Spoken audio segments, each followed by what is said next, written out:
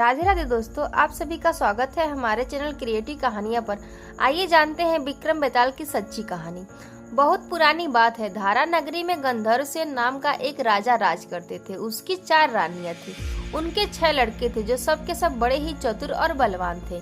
संयोग से एक दिन राजा की मृत्यु हो गई और उनकी जगह उनका बड़ा बेटा शंख गद्दी पर बैठा। उसने कुछ दिन राज किया, लेकिन छोटे भाई विक्रम ने उसे मार डाला और स्वयं राजा बन। उसका राज्य दिनों दिन बढ़ता गया और वो सारे जम्बूद्वीप का राजा बन बैठा। एक दिन उसके मन में आया कि उसे घूमकर सैर करनी चाहिए और जिन देशों के नाम उसने सुने हैं उन्हें देखना चाहिए। तो वह गद्दी अपने छोटे भाई भर्तहरि को सौंपकर योगी बन राज्य से निकल पड़ा। उस नगर में एक ब्राह्मण तपस्या करता था। एक दिन देवता ने प्रसन्न होकर उसे एक फल दिया और कहा कि इसे जो भी खाएगा वह अमर हो जाएगा। ब्राह्मण ने वह फल लाकर अपनी पत्नी को दिया और देवता की बात भी बता दी। ब्राह्मणी बोली, हम अमर होकर क्या करेंगे, हमेशा भीख मांगते रहेंगे, इससे तो मरना ही अच्छा है। तुम इस फल को ले जाकर राजा को दे दो और उसके बदले कुछ धन ले आओ।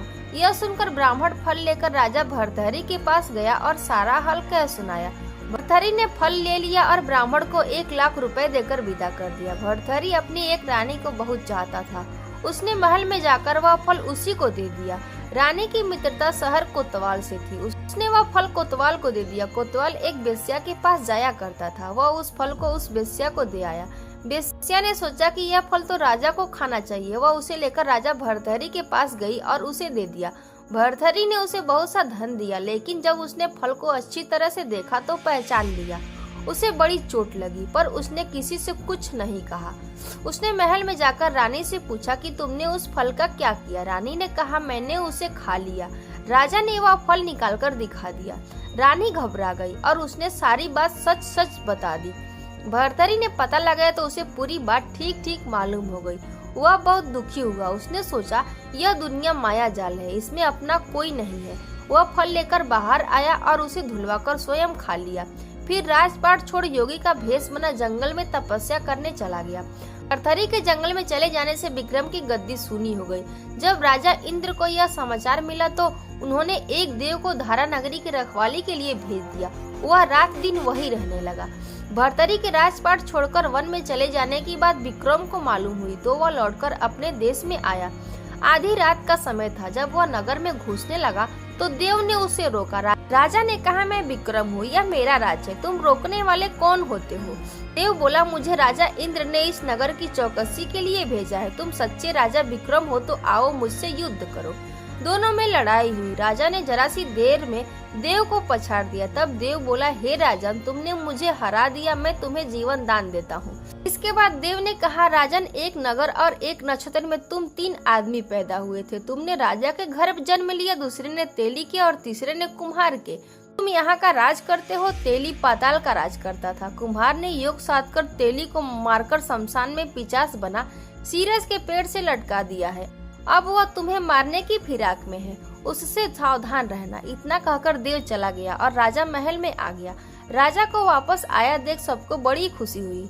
नगर में आनंद मनाया गया। राजा फिर राज करने लगा। एक दिन की बात है कि शांतिशील नाम का एक योगी राजा के पास दरबार में आया और उसे एक फल देकर चला गया। राजा को आशंका हुई कि देव ने जिस आदमी को बताया था कहीं यह वही तो नहीं। यह सोच उसने फल नहीं खाया, भंडारी को दे दिया। योगी आता और राजा को एक फल दे जाता। संयोग से एक दिन राजा अपना अस्तबल देखने गया था। योगी वहीं पहुंचकर और फल राजा के हाथ में दे दिया। राजा ने उसे उछाला तो वह हाथ से छूटकर धरती पर गिर पड़ा। उसी समय एक बंदर ने झपटकर उसे उठा लिया और तोड़ डाला। उसमें से एक लाल पत्थर निकला जिसकी चमक से सबकी आंखें चौंधिया गई। राजा को बड़ा अचरज हुआ। उसने योगी से पूछा, आप यह लाल पत्थर मुझे क्यों रोज दे जाते थे? योगी ने जवाब दिया, महाराज, राजा, गुरु, ज्योतिषी, वैद्य और बेटी, इनके घर कभी खाली हाथ नहीं जाना चाहिए। राजा ने भंडारी को बुलाकर पीछे के सब फल मंगवाए। तुड़वाने पर उनमें से सब में से एक एक लाल पत्थर निकला। इतने लाल पत्थर देखकर राजा को बड़ा हर्ष हुआ। उसने जौहरी को बुलवाकर उनका मूल्य पूछा। जौहरी बोला, महाराज, ये लाल पत्थर इतने कीमती हैं कि इनका मूल्य करोड़ों रुपए में भी नहीं आंका जा सकता। एक एक पत्थर एक एक राज्य के बराबर है। यह सुनकर राजा योगी का हाथ पकड़कर गद्दी पर ले गया। बोला, योगी राज, आप सुनी हुई बुरी बातें दूसरों के सामने नहीं कही जाती। राजा उसे अकेले में ले गया। वहां जाकर योगी ने कहा, महाराज बात यह है कि गोदावरी नदी के किनारे मसान में मैं एक मंत्र सिद्ध कर रहा हूँ। उसके सिद्ध हो जाने पर मेरा मनोरथ पूरा हो जाएगा। तुम एक रात मेरे पास रहोगे तो मंत्र सिद्ध हो जाएगा। एक दिन राजा को हथियार बांधकर तुम अकेले मेरे पास आ जाना। राजा ने कहा, अच्छी बात है। इसके उपरांत योगी दिन और समय बताकर अपने मठ में चला गया। वह दिन आने पर राजा अकेला वहां पहुंचा। योगी ने उसे अपने पास बिठा लिया। थोड़ी देर बैठकर राजा ने पूछा, महाराज मेरे लिए क्या आज्ञा है? योगी ने कहा, राजन यहाँ से दक्षिण दिशा में 2 कोस की दूरी पर मसान में एक सिरस के पेड़ पर एक मुर्दा लटका है, उसे मेरे पास ले आओ, तब तक मैं यहाँ पूजा करता हूँ। यह सुनकर राजा वहाँ से चल दिया। बड़ी भयंकर रात थी। चारों ओर अंधेरा फैला था। पानी बरस रहा था। भूत प्रेत शोर मचा रहे थे। सांप आकर पैरों में लिपटते थे, लेकिन राजा हिम्मत से आगे बढ़ता गया। जब वो मसान में पहुंचा तो देखा क्या कि शेर दहाड़ रहे हैं, हाथी चिघाड़ रहे हैं, भूत प्रेत आदमियों को मार रहे हैं। राजा बेधड़क चलता गया और सिरस के पेड़ के पास पहुंच गया। पेड़ जड़ से फुनगी तक आग से दहक रहा था। राजा ने सोचा, हो न हो यह वही योगी है जिसकी बात देव ने बताई थी। पेड़ पर रस्सी से बंधा मुर्दा लटक रहा था। राजा पेड़ पर चढ़ गया और तलवार से रस्सी काट दी। मुर्दा नीचे की तरफ गिर पड़ा और दहाड़ मार मार कर रोने लगा। राजा ने नीचे आकर पूछा, तू कौन है? राजा का इतना कहना था कि वह मुर्दा खिलखिलाकर हंस पड़ा। राजा को बड़ा अचरज हुआ। तभी वह मुर्दा फिर पेड़ पर जा लटका। राजा फिर चढ़कर ऊपर गया और रस्सी काटकर मुर्दे को बगल में दबाकर नीचे आया। बोला, बता तू कौन है? मुर्दा चुप रहा। तब राजा ने उसे एक चादर में बांधा और योगी के पास ले चला। रास्ते में वह मुर्दा बोला, मैं बेताल हूँ। तू कौन है और मुझे कहाँ ले जा रहा है? राजा ने कहा, मेरा नाम विक्रम है, मैं धारा नगरी का राजा हूँ और मैं तुझे योगी के पास ले जा रहा हूँ। बेताल बोला, मैं एक शर्त पर चलूंगा, अगर तू रास्ते में बोलेगा तो मैं लौटकर पेड़ पर जा लटकूंगा।